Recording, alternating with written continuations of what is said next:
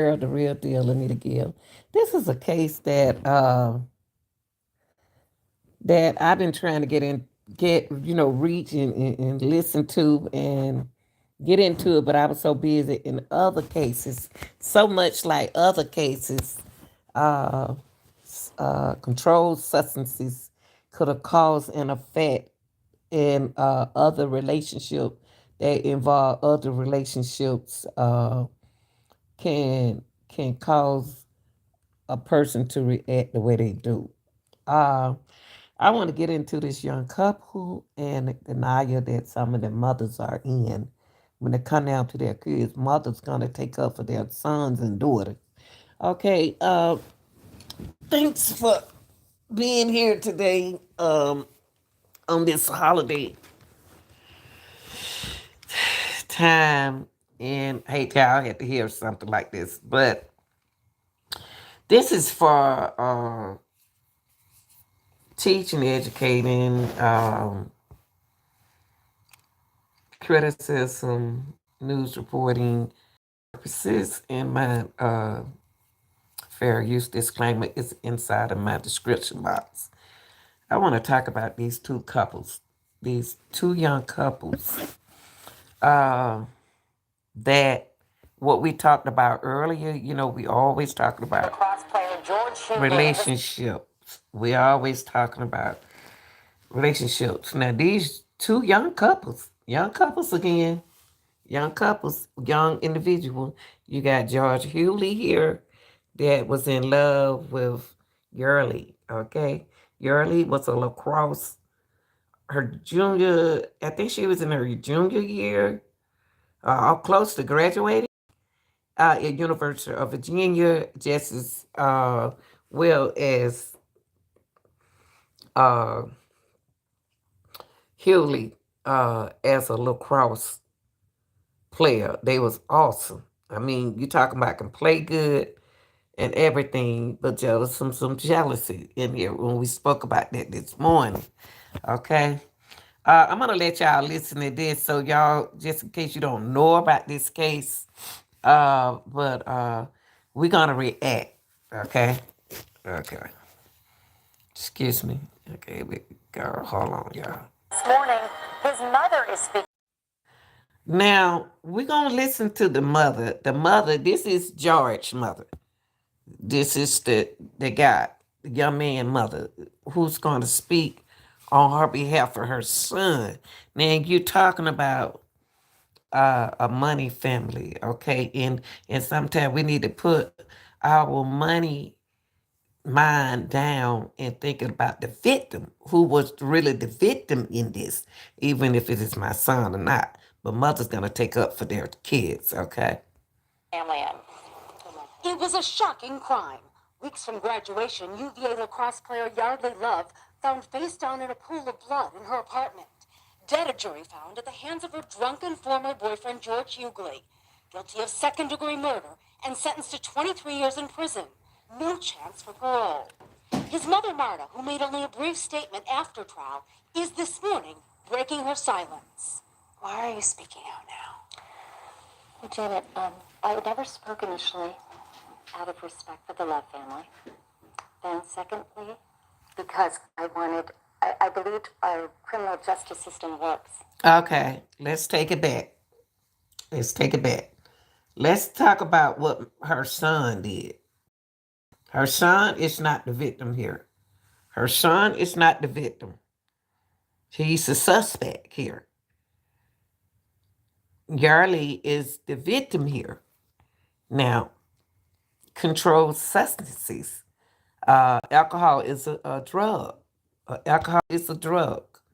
Okay, whether it mixed with anything or whether it's not mixed with anything, it's a drug.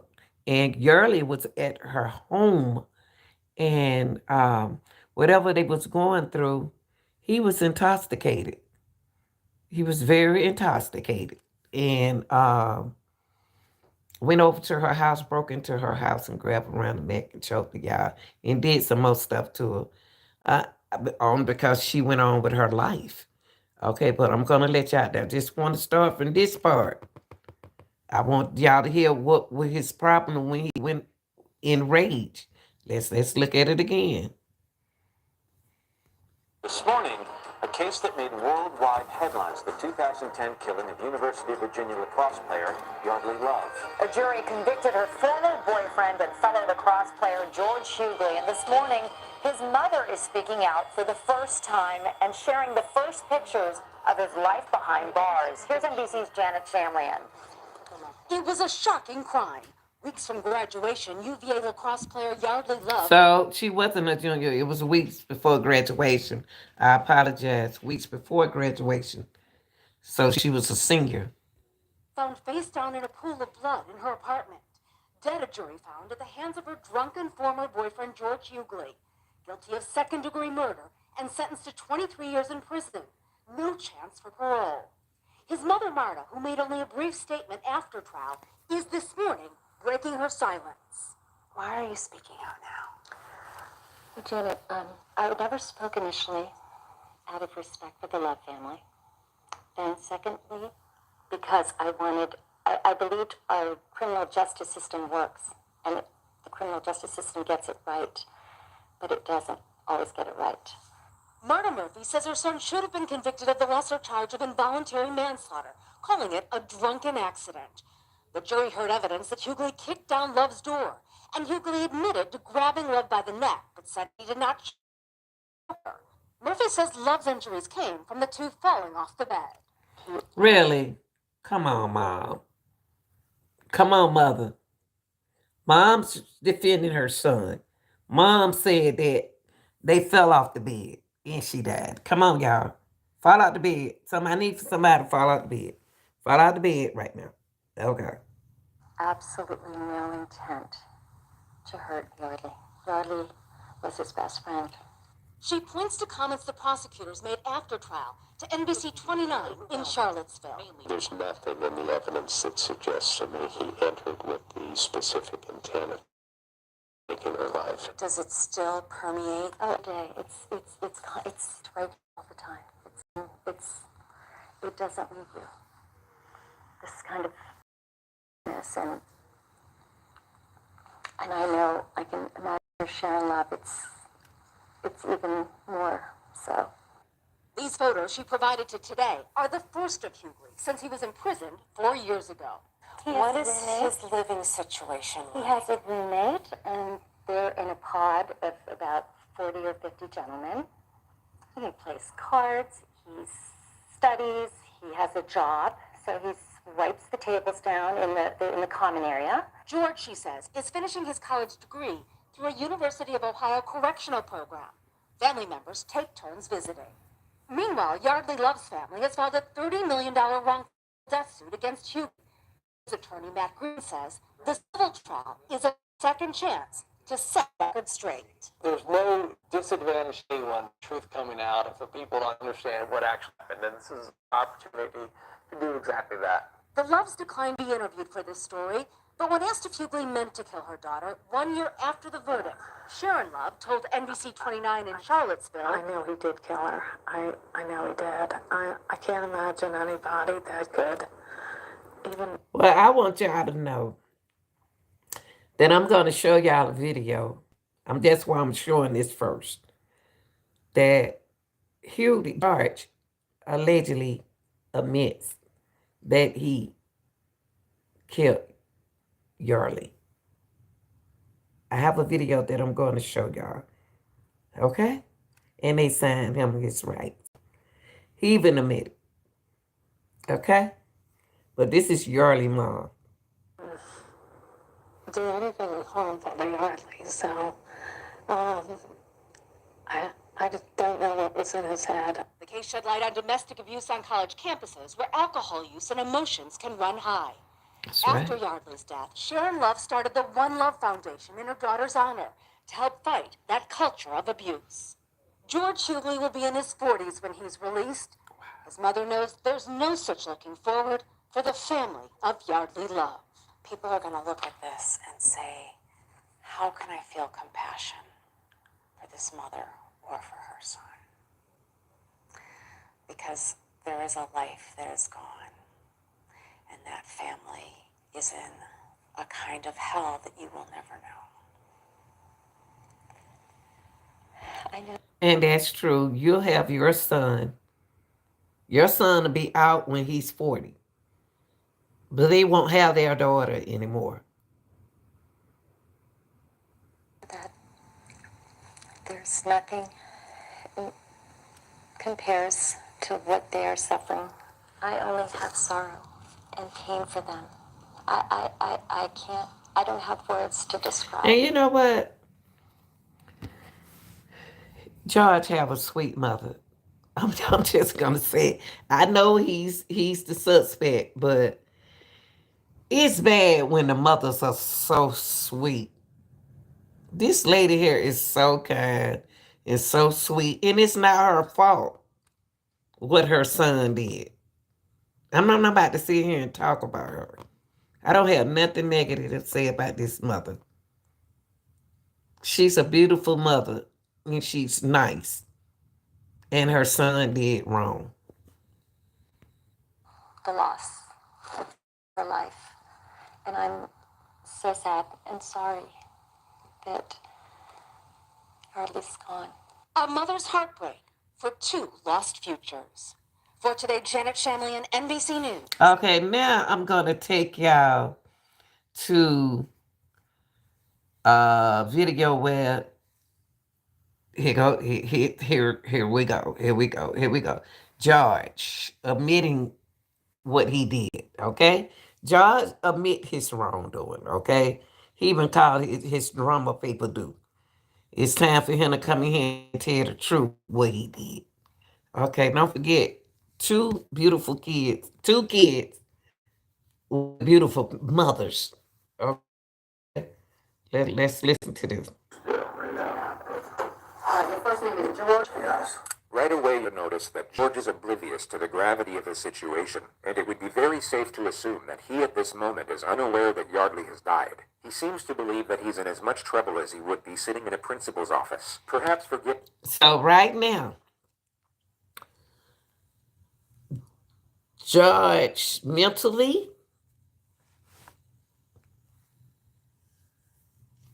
allegedly not aware that Yeardley is dead. Okay, allegedly. Let's see. Getting in a fight at class or on the lacrosse field, and the sooner he provides a sanitized version of the truth, the sooner he'll get to go home. This, of course, ties in perfectly with the interrogator's opening strategy, which we've labeled warmth for the sake of this video. She will downplay the severity of his situation to a considerable degree, while maintaining a friendly temperament with a sympathetic undertone. She needs the suspect to feel safe and secure for the time being, as the less cautious he is, the more information he's likely to give away. Then as soon as he locks himself into one particular storyline, the pressure can commence, which often leads to a suspect being laden with panic and contradictions. So if you ask me any questions, you must understand the rights. You have the right to remain silent, and if you are safe for the use against you in court, you have the right to talk to a lawyer before questioning and have one present during questioning. If you cannot afford a lawyer, one will be provided for you. And if you're willing to talk to us now, you have the right to stop talking anytime. George has two options here. Option one is to remain silent, then allow his father to get him the most expensive attorneys in the country. He would then have years to examine the evidence, evaluate the many options available, and then construct the most self-preserving storyline with world-renowned experts in criminal defense before they present it to a jury. Unfortunately for George, he takes option two. But before he does, rewatch the flawlessly reassuring manner in which he's given the final piece of the Miranda warning. And if you're willing to talk to us now, you have the right to stop talking anytime. Got it? Yep. Awesome. So either say today that you understand your rights and are willing to talk to us. And the time now is 7:53. Alright. Let's kind of start. I'm going to kind of ask you some questions and the next thing we'll explain things a bit later. Tell me about your day yesterday. Played golf with my parents as a father son. Good guy. I went to dinner with my dad, my two buddies, and then went home, went to the bar for like a little while. Then I went over to talk to Yeardley, and Yeardley is my former girlfriend. Okay. Which this whole thing's about, which I understand. Okay, he said his former girlfriend, which this is whole thing about, which I understand. Okay, he didn't say his ex-girlfriend, his former girlfriend. But George has now initiated the investigative subject matter himself. It's the perfect opening scenario for the interrogator because she's given nothing away, making it more likely for him to reveal details that will contradict the evidence. when I went over to talk to Yeardley, Okay, listen to this part. Now we already heard the other part. Now he went over to talk to Yeardley. He burst into Yeardley's house. Okay, he not saying that part. I was like, Yeardley, and she was like, already like totally freaked out because of what she did this past, like a few days ago. And she Okay, now he putting it on her. Now he putting the situation on Yeardley. She's freaking out for something past, okay? Like a few days ago, and we hadn't talked since, and I was just gonna go talk to her. Now, see, he wants we talked about this morning. See, now he bursts into Yearly house and made Yearly talk to him. So he making seem like he went over there and she was upset. But see, he just told y'all right here. See, a few days ago, and we hadn't talked since. And I was just going to go talk to her. She didn't want to talk to him. we haven't talked since. And I was just gonna go talk to her. Yardley slept with another lacrosse player from North Carolina the week before. Okay, Yearly slept with another lacrosse player. Now you know that's gonna upset him if he found out. Let me back that up again. What he said. Listen, what Tiggy. That's why he burst into the house, but that still don't give him no reason to go over there to her like that. They're not even married. I talked to Yeardley. I like was like Yeardley, and she was like already like totally freaked out because of what she did this past, like a few days ago. And we haven't talked since. And I was just gonna go talk to her. Yardley slept with another lacrosse player from North Carolina the week before. So if she slept with another lacrosse player, it was a female, okay? Because there's a women team. It's not co-ed, okay? So he's upset. Which is what he just referred to. And she was already like, oh, like freaking out. Like, you know, you can't go, you can't. And I was like, I'm like, just trying to talk to you. Okay, she told him that you can't come in. You can't come in. And I'm like, just trying to talk to you. She didn't want to talk to him. She didn't want him no more. She already been with somebody else. She don't want him anymore. He having to accept that she didn't want him on there, so he took it on himself to go over there and burst her door open and go over there and harm her. And he killed her. The investigation team obviously had no way of knowing this, and George has now confessed to the crime of second-degree trespass. More importantly, however, he's just confessed to initiating the supposed confrontation. He can't say that he was somehow tricked or misled into that situation. That's right. She said, you can't come in. You can't come in. So you bust your way in. He admitting this, Mom. And I know the mom seen this. He admits this. Nobody making him say this. He knowingly stepped into it, and the critical fact he can actually recognize and remember that will be used against him repeatedly in the future. And like, she like started to be like get all like, you know, like really like defensive. She's already like on the defensive edge. And like, I was like, listen, I'm not here to like, I'm just here to talk to you. And she like got all like sat up, like her head's against the wall. Like, Okay, like it was in the set up against what? She didn't let him in the house, y'all. Let's put it like this. Just remember, I have to keep this in y'all mind. She did not let him in the house. Okay? He came in on his own will.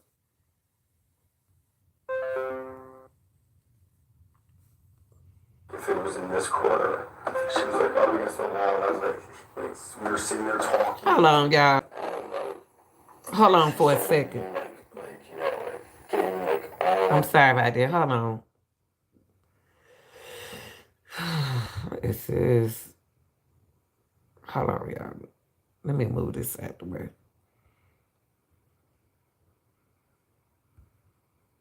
Now look at this woman. Tell me they don't look at Everything interrupting my channel. Okay, here we go. Let me back it back a little bit for those who are watching. I'd be like, freaking out. Like, you can't go in the game. And I was like, I'm like, just trying to talk to you. The investigation team obviously had no way of knowing this, and George has now confessed to the crime of second-degree trespass. More importantly, however, he's just confessed to initiating the supposed confrontation. He now can't say that he was somehow tricked or misled into that situation. He knowingly stepped into it, and the critical fact he can actually recognize and remember this will be used against him repeatedly in the future. And, like, she, like, started to be, like, getting, like, all, like, like, really, like, defensive. She was already, like, on the defensive edge. And, like, I was like, listen, I'm not here to, like, I'm just here to talk to you. And she, like, got all, like, sat up, like, her bed's against the wall. Like, if it was in this corner, she was, like, up against the wall. And I was like, we were sitting there talking. And, like, she started being, like, getting, like, all, like, aggressive after this. And See, so, my thing, hold on. How is he gonna say she aggressive when he the one been drinking alcohol? I would think allegedly that he is the aggressive one because he burst his way in the house and he been drinking. shook her a little bit. So just to recount what George said over the last 47 seconds, Yeardley was defensive. While being in a defensive state, she backed up against the wall. She then became aggressive. George's response to this supposed aggression was to initiate physical contact. And she started being like freaking out. And I was like, listen, I'm not like here to do anything. I'm here to talk to you about everything that's ensued in the past week. And she was like, and like, sort of like, like hitting her head, like stop, like she was like, when I was yelling about, I was like, stop, like, I was like, what the hell, like, we were just gonna talk. So let's go back half a minute and dissect what actually just happened there. And so I was like, all right, like, chill out, like, and shook her a little bit. He will now say the words, and she started being like, then simultaneously mimic a body colliding with the wall. He will then stop himself mid-thought and subtly modify the detail. And she started being like freaking out, and I was like, listen. And she started being like freaking out. But now she's going to freak out because she don't want to talk to you, and you're trying to make her talk to you, but you are the offensive one, okay? But you switching it on her, okay? You are the aggressive one, not Yeardley. He goes from illustrating Yeardley hitting the wall to, as he states, freaking out. He seems to realize mid-sentence this isn't the best way to explain her injuries, so he changes the detail to buy himself time. And she started being like freaking out. See, he using, and then the words, the terms that he are using. And I was like, listen, I'm not like here to do anything, but you broke in her house. She don't know what you're about to do. And she don't want to talk. You can't just break in a woman's house and expect for a woman to talk to you. She's supposed to freak out. I don't know what you're going to do next. And whatever he did next, he did it. He took her life. I was like, listen, I'm not like here to do anything. I'm here to talk to you. He carefully shifts the topic from Yeardley to himself and keeps it there for 8 seconds before attempting to re-explain what occurred in a more self-preserving manner. And she was like, and like, sort of like, like hitting her head, like. No jury on the planet will believe that Yeardley was voluntarily slamming her head against the right. I did. To cause fatal brain damage. And he right. I don't believe she hit her head against the wall. Why would she want to hit against the wall like that? He's using that just to say that's how she died.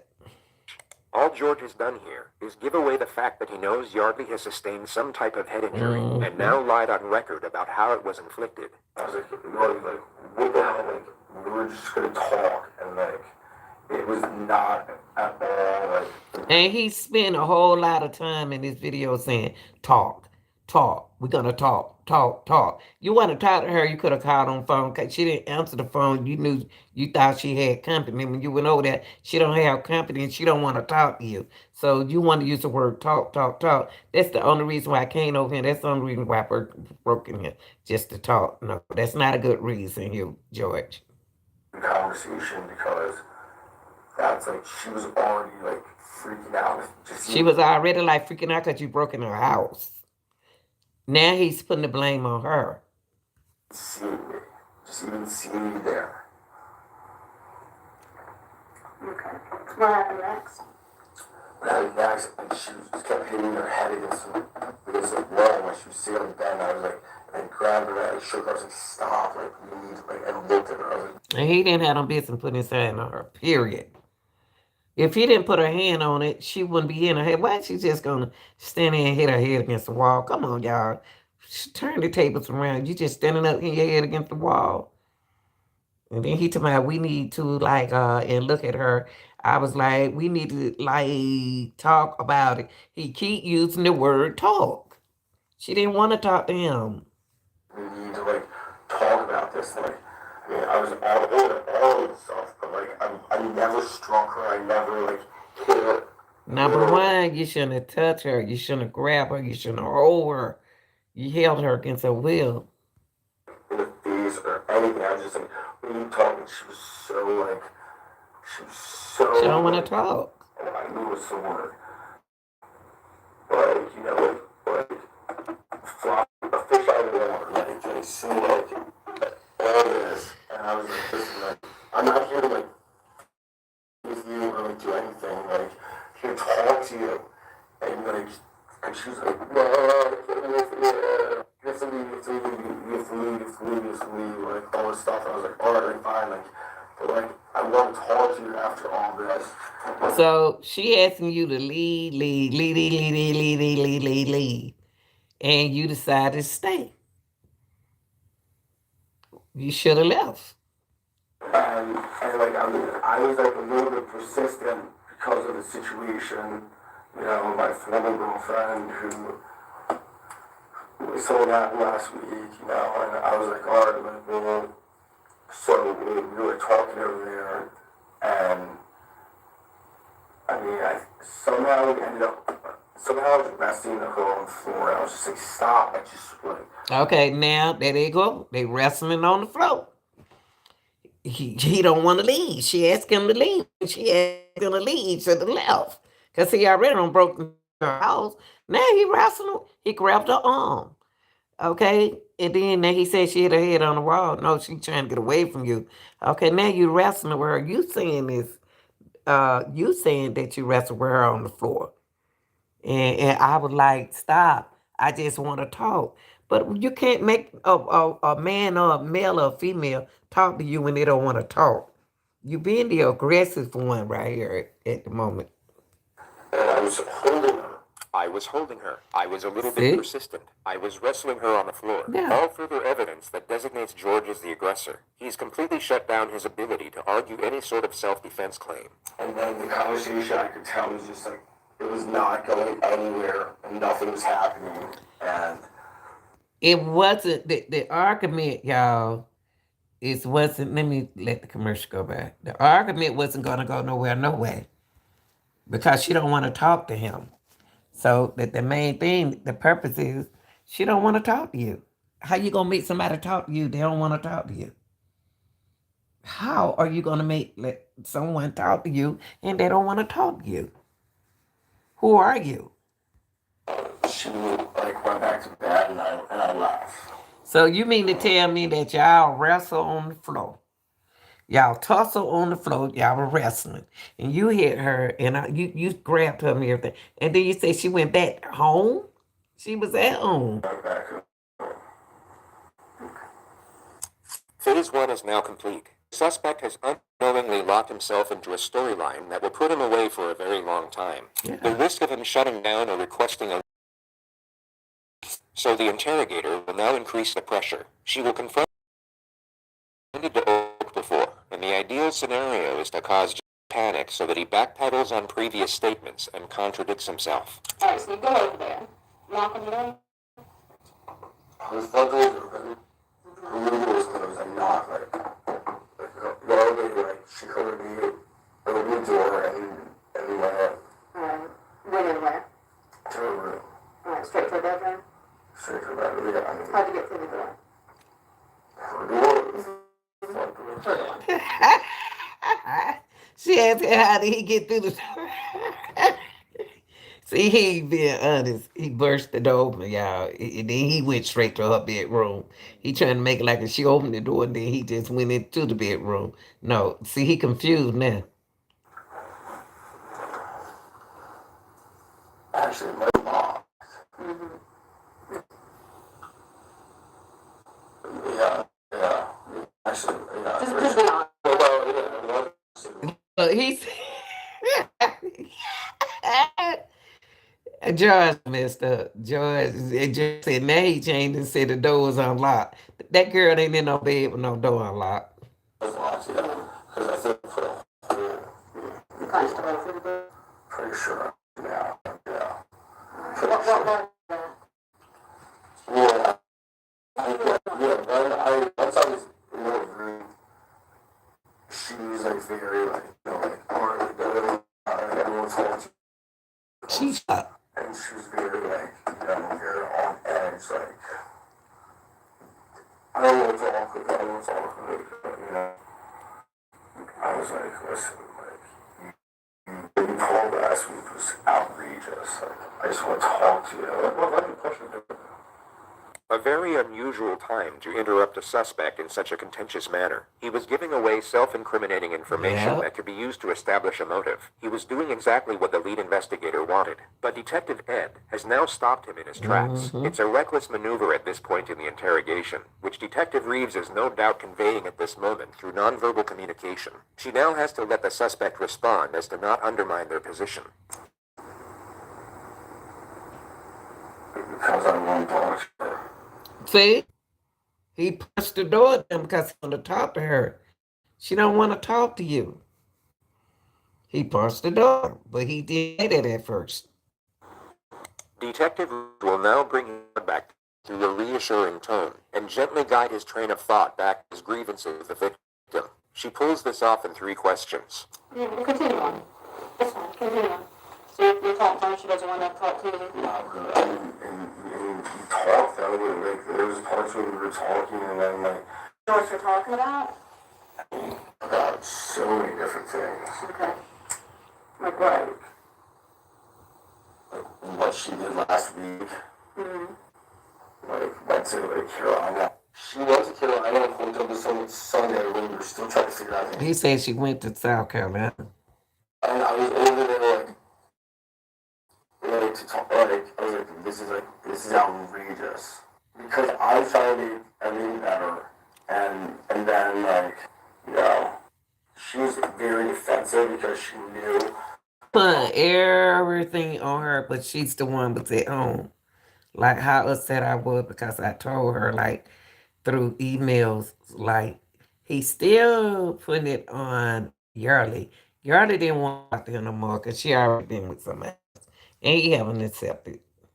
I was because I really through emails how upset I was about what she did, and so I was and I said I do, but I was listen, I want to talk to you. What you did was bullshit. That's not okay. And I was and she's not right now. She's pushing everything that you did to the back, and talking about trying to push me. She wasn't important. I was listen, we have to figure out what's going on. It's not going on. She don't want anymore. Let me skip it a bit, y'all. He going to jail anyway because it's what he did to her. Not what she did to him. So if you don't want to talk to you, can't make a person talk to you. Just leave because you already burst into you find out it's somebody else and you haven't accepted the fact. So I skipped a little bit because he got to admit, he just disappoints mom. That's all. This man, he'll be 4 years old when he come out of.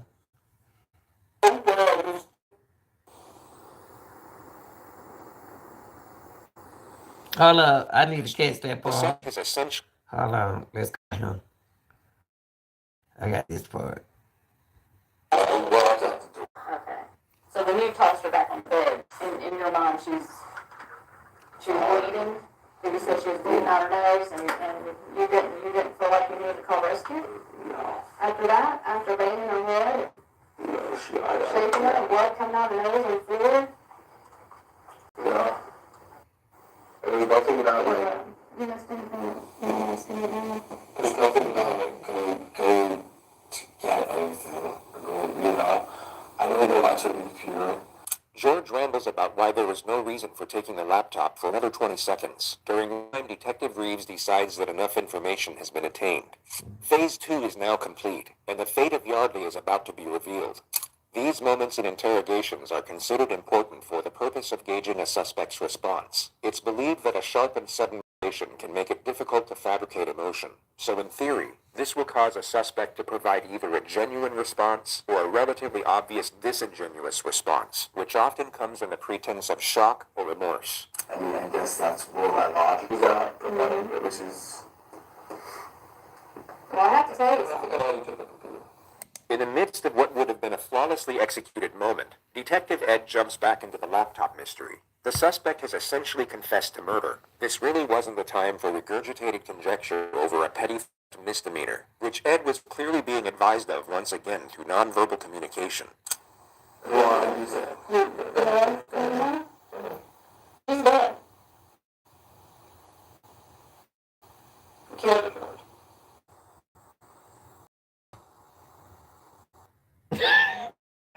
I'm sorry. I'm sorry, laughing. We killed her. He just looking at them like that. He knew he killed her. He knew it. That's why he looking like, well, let me play out. I killed her. Look how he looking.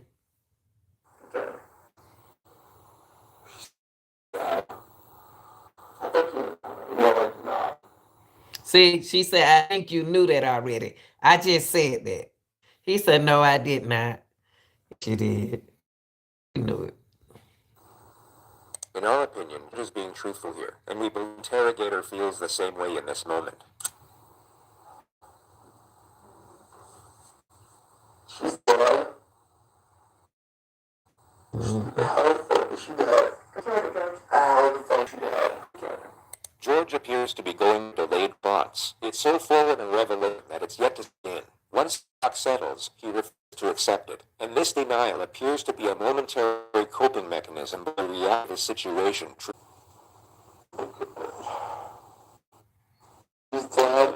Yes. She's dead. Yes, She's dead. she's dead. How? How? You just you just explain how, George.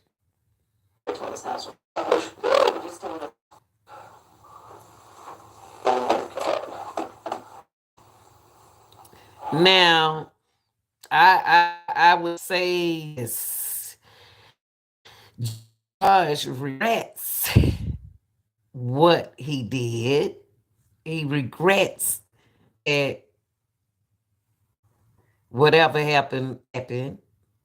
He wasn't intended for it to happen, but it happened, George. That's why you shouldn't have burst in the house.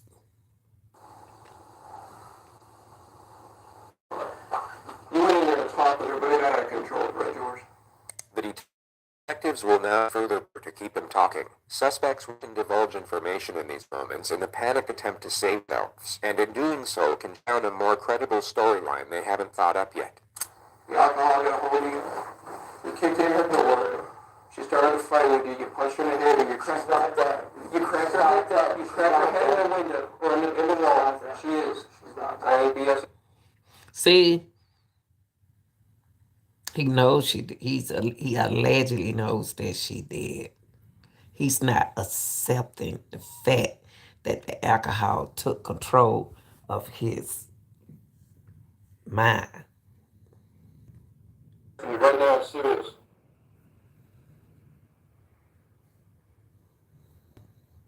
I want to see her.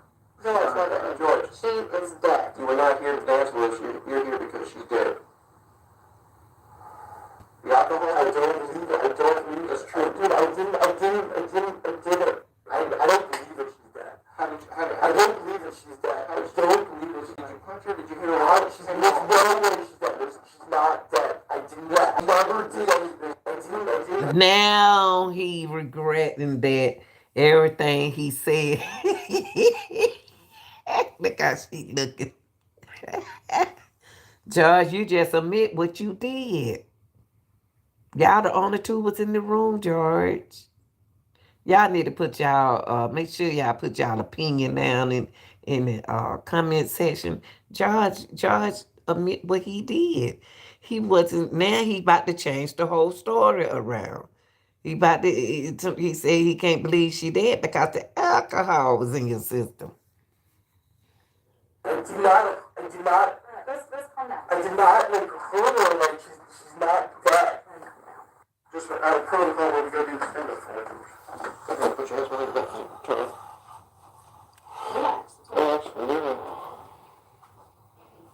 her she's not dead. You shouldn't have went over there, George. She told you to leave, and you didn't leave. You said it. Should have just left. Please.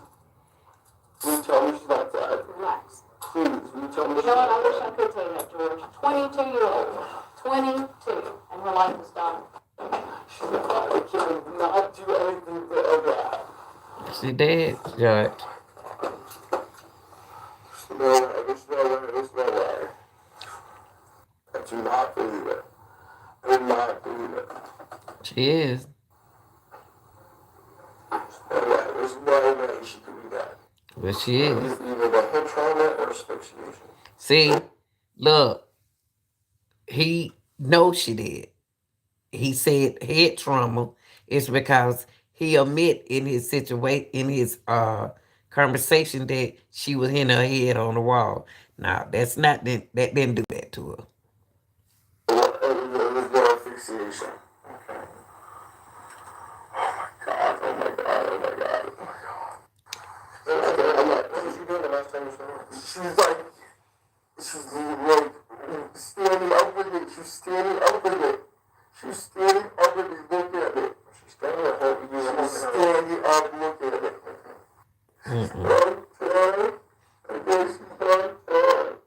He's not gonna. He said, "I know 100,000,000% she's not dead." How you know 100,000,000% she's not dead, and she was dead when you left there, George?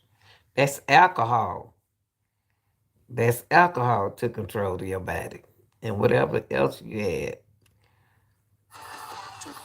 That's what happened, George. She asked you to leave. You didn't leave. Whew, yeah. Soon after this moment, he would go on to plead not guilty to murder and was held without bond for almost 2 years awaiting trial. It began on February 6, 2012. The testimony is now underway in the murder trial of the former UVA lacrosse player accused of killing his ex-girlfriend. For the first time, we have video of Hugdley as he was led into the courtroom, contrary to his appearance in the days that followed his arrest for the murder of 22-year-old Yeardley Love. He appeared pale, frail, and gaunt. The prosecution presented a case that Hugdley went to Love's apartment that night, busted through her bedroom door, and in some way struck her, causing blunt force trauma which led to her death. We've also learned that on that night, George Hugdley was exchanging what were described as playful text messages with 3 other women. Those messages continued late into the night and even after the alleged attack. Throughout this trial, Hugdley has sat expressionless, almost stoic at the defense table. All of that changed today as this police... You see how the young people, you see how, I want to put it on this and then I'm going to end it. You see how all of this here changed this young man's life? He's 22. He'll be 40-something when he get out of there. There you go, right there. Sentence. The present consensus of 22.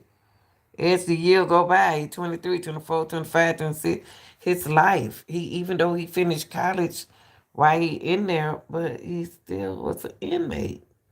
His life is not like it used to be. It's not like it was. He destroyed his own life. She asked him to leave. If somebody don't want to answer your phone call, this is the second death that we have had like this.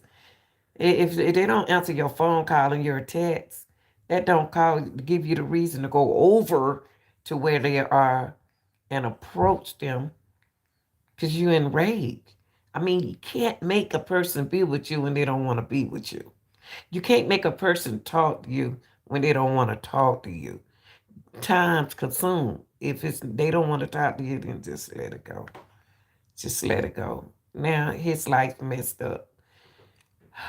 All right, y'all tell me what y'all think in the comment section. This is your girl, the real deal, Anita Gill. Um, your reaction is very important to me. Okay, y'all go out and have a great day.